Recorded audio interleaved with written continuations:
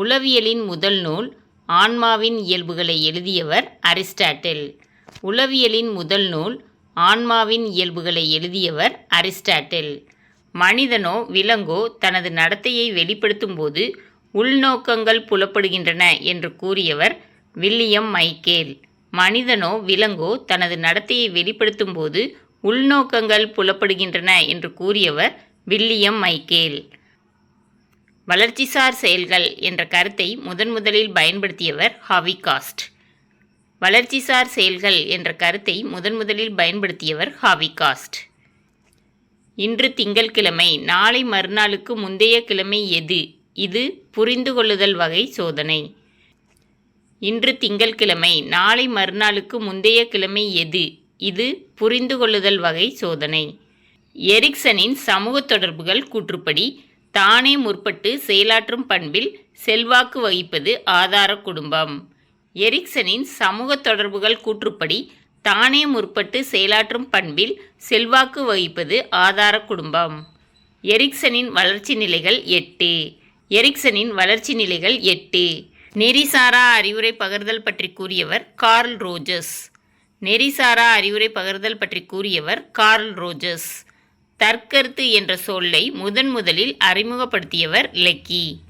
தற்கருத்து என்ற சொல்லை முதலில் அறிமுகப்படுத்தியவர் லெக்கி. கூட்டாளி பருவம் என்பது பிள்ளை பருவம்.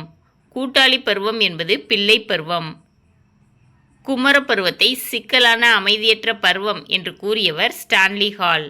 குமர பருவத்தை சிக்கலான அமைதியற்ற பருவம் என்று கூறியவர் ஸ்டான்லி ஹால். தொழில் உளவியல் வளர்ச்சிக்கு உதவியவர் மையர்ஸ்.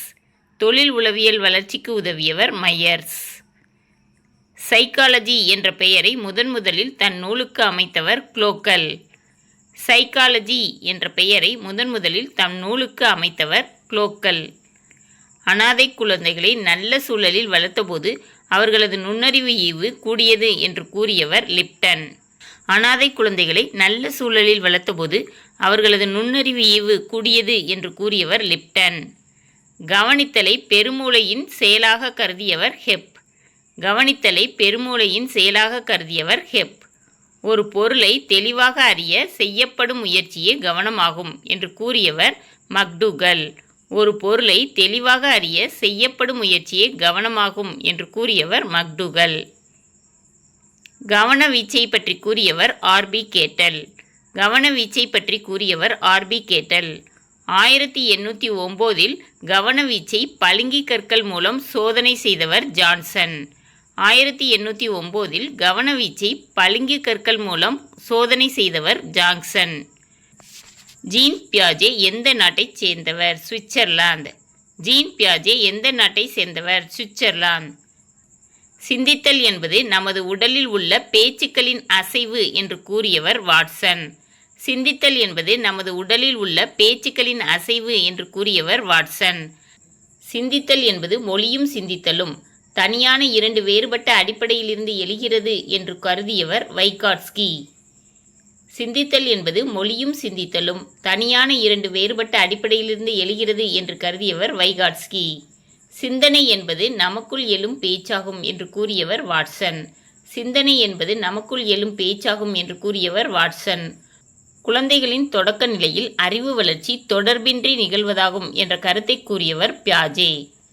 குழந்தைகளின் தொடக்க நிலையில் அறிவு வளர்ச்சி தொடர்பின்றி நிகழ்வதாகும் என்ற கருத்தை கூறியவர் பியாஜே. உலக மொழிகள் யாவற்றிற்கும் பொதுவாக சில பண்புகள் உள்ளன என்று கூறியவர் சோம்ஸ்கி. உலக மொழிகள் யாவற்றிற்கும் பொதுவாக சில பண்புகள் உள்ளன என்று கூறியவர் சோம்ஸ்கி. ஒவ்வொரு மொழிக்கும் அடிப்படையாக சூழ்நிலை அமைப்பு உண்டு என்று கூறியவர் சோம்ஸ்கி. ஒவ்வொரு மொழிக்கும் அடிப்படையாக சூழ்நிலை அமைப்பு உண்டு என்று கூறியவர் சோம்ஸ்கி. மொழித்திறன் வளர்ச்சியில் முயன்று தவறி கற்றல் நடுவிடம் பெறுகிறது என்று கூறியவர் ஸ்கின்னர். மொழித்திறன் வளர்ச்சியில் முயன்று தவறி கற்றல் நடுவிடம் பெறுகிறது என்று கூறியவர் ஸ்கின்னர். இந்த வீடியோ பிடிச்சிச்சின்னா லைக் பண்ணுங்கள், ஷேர் பண்ணுங்கள், சப்ஸ்கிரைப் பண்ணுங்கப்பா.